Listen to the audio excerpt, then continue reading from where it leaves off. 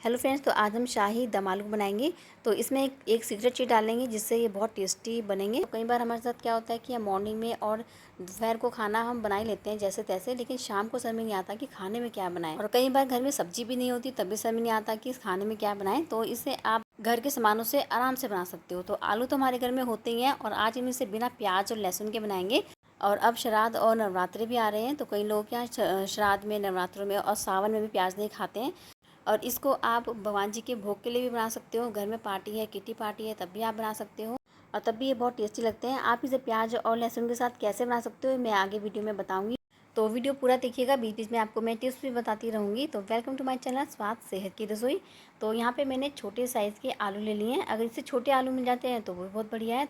तो यहाँ पे मैंने इस साइज़ के आलू लिए हैं। अगर आपके पास छोटे आलू नहीं है तो आप इसे बड़े आलू से भी बना सकते हैं। देखिए, मैंने इस तरह से इसे बॉईल करा था, इनको मैंने पीस में काट लिया है।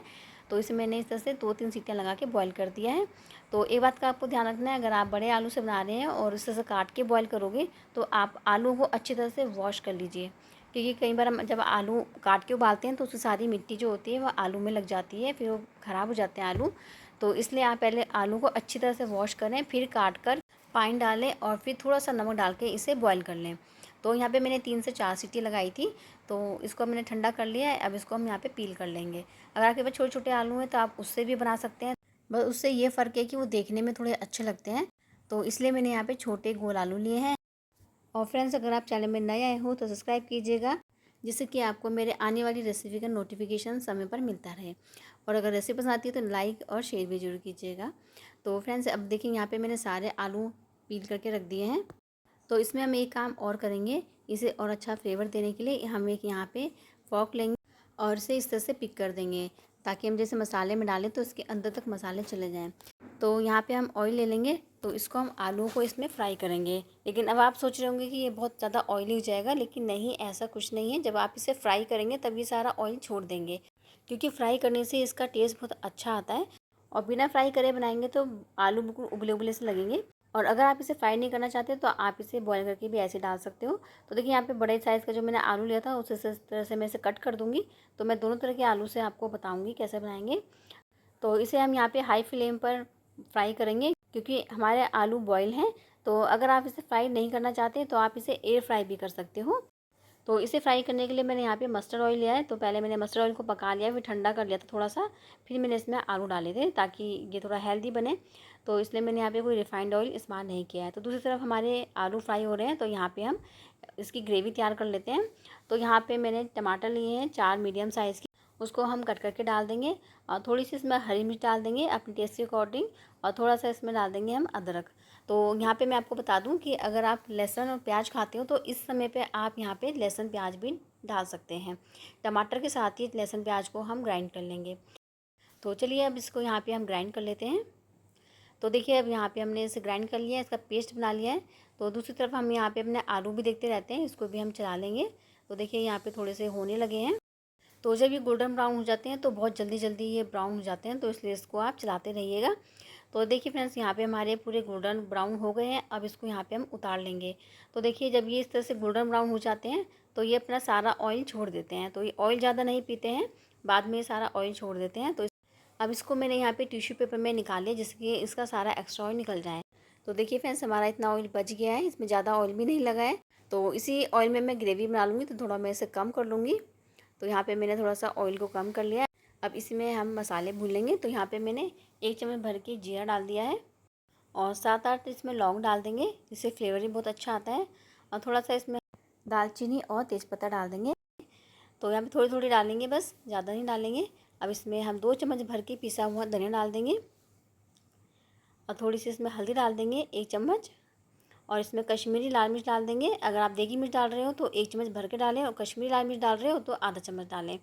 और थोड़ा मिर्च पाउडर डाल देंगे। तो मिर्च मैंने इसमें पहले ग्रीन चिली भी डाली थी, तो देख के डालें। और इसमें थोड़ा सा हींग डाल देंगे और फिर इन मसालों को भून लेंगे। जब ये थोड़े से मसाले भून जाएंगे तब इसमें हमने जो प्यूरी बनाई थी टमाटर की वो इसमें डाल देंगे। अब इसको थोड़ा सा भूनते रहेंगे जब तक ये हमारे टमाटर पक ना जाएँ।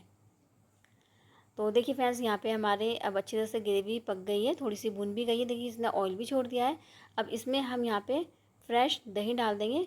तो मैंने यहाँ पे 2 बड़े चम्मच फ्रेश दही डाली है। इस बात का आपको ध्यान रखना है कि दही खट्टी बिल्कुल नहीं होनी चाहिए, तो बिल्कुल फ्रेश दही डालें इसमें। और दही ज़रा सी भी खट्टी हुई तो हमारी पूरी सब्ज़ी खट्टी हो जाएगी। तो हमारी दही बिल्कुल फ्रेश और मीठी होनी चाहिए। तो अब इसको हम भून लेंगे। इस बात का हमें ध्यान रखना है कि इसको हमें इतना भूनना है कि ये ऑयल छोड़ दे। तो जब तक ये भूनती है हम एक दूसरी तरफ एक मिक्सी का जार लेंगे। अब इसमें हम डालेंगे अपना सीक्रेट इंग्रेडिएंट्स, भुना हुआ चना। तो इससे हमारी ग्रेवी का बिल्कुल ही लुक बदल जाएगा, टेस्ट बदल जाएगा और बहुत ही बढ़िया हमारी ग्रेवी बनेगी। तो यहाँ पे मैंने भुना हुआ चना लिया था 2 से 3 छोटा चम्मच। तो देख ही रहे होंगे आप मैंने कितना इसमें चना लिया है। तो ये नॉर्मल जो भुना चना होता है हम खाते हैं, तो उसका छिलका उतार के मैंने उसको ले लिया है, उसका पाउडर बना लिया है। तो देखिए यहाँ पे हमारा मसाला भी भुन गया है। जब तक मैंने उसका पाउडर बनाया था, यहाँ मसाला भी भुनकर तैयार हो गया है। तो जो हमने भुने चने का पाउडर बनाया था वो इसमें डाल देंगे। तो इसमें सारा डाल देंगे और इससे फ्रेंड्स हमारी ग्रेवी में बहुत अच्छे थिकनेस आती है, टेस्ट अच्छा आ जाता है और इससे हमारी ग्रेवी बहुत बढ़िया बनेगी। तो इस तरह से आप भुने हुए चने को इसमें डाल सकते हो ग्राइंड करके। और अगर आपके पास चना नहीं है तो आप बेसन लीजिए 2 चम्मच, उसको तवे पे हल्का सा रोस्ट कर लिए गोल्डन ब्राउन होने तक, लेकिन ज़्यादा भी नहीं बना है, बस खुशबू आने तक उसे भुनना है, कच्चापन उसमें से निकल जाए। तो आप उसको भी इसमें डाल सकते हो। तो कई बार होता है ना कि चना नहीं होता है, तो आप बेसन तो होता ही है सबके यहाँ, तो बेसन से भी आप डाल सकते हो। तो इसको मैंने थोड़ा सा भून लिया है। अब इसमें और रिचनेस लाने के लिए हम 2 चम्मच इसमें फ्रेश मलाई डाल देंगे। तो बस 2 ही चम्मच मलाई डालेंगे, ज़्यादा नहीं डालेंगे। तो अब इसको भी मिक्स कर लेंगे। तो मलाई भी घी छोड़ती है, तो इससे भी टेस्ट बहुत अच्छा आता है, शाही रॉयल टेस्ट आ जाता है मलाई डालने से। अगर आपके पास मलाई नहीं है तो आप क्रीम डाल सकते हो, लेकिन मलाई हमेशा घर में होती है तो मैंने यहाँ पे इसलिए मलाई डाल दी है। तो थोड़ा सा इसको भून लेंगे। देखिए अब ये भुनकर भी तैयार हो गई है, इसने नीचे की जो तली है वो भी छोड़ दी है। तो इस तरह से जब भुन जाए तब इसमें हम पानी डाल देंगे। तो पानी हम थोड़ा थोड़ा करके डालेंगे, क्योंकि हमने इसमें चने का पाउडर डाला था तो ये बहुत थिक हो जाती है बाद में ग्रेवी। तो इसलिए हम पहले थोड़ा थोड़ा पानी डाल के इससे हम इसकी ग्रेवी तैयार कर देंगे। तो इस तरह से मिक्स करेंगे। तो अभी मुझे ग्रेवी थोड़ी ठीक लग रही है तो थोड़ा सा पानी मैं इसमें और डाल दूँगी। अब थोड़ा सा इसे पका लेंगे। जब ये पक जाएगी तो इसमें टेस्ट के अकॉर्डिंग हम नमक डाल देंगे।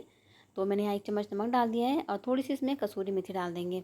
1 चम्मच के करीब मैंने इसमें कसूरी मेथी डाल दी है और आधा चम्मच में मैंने गर्म मसाला डाल दिया है। तो बस हमारे मसालों का काम हो गया है ख़त्म।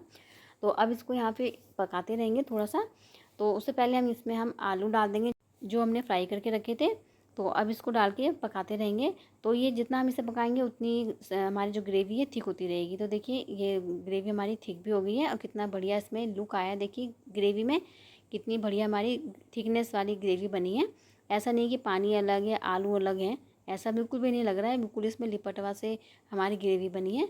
और आप इसकी ग्रेवी अपने टेस्ट के अकॉर्डिंग कर सकते हो। अगर आप इसे राइस के साथ खा रहे हो तो आप इसे पत्ती बना लीजिए, और अगर आप इसे रोटी या नान के साथ खा रहे हो तो इसी तरह की इसकी ग्रेवी रखिएगा।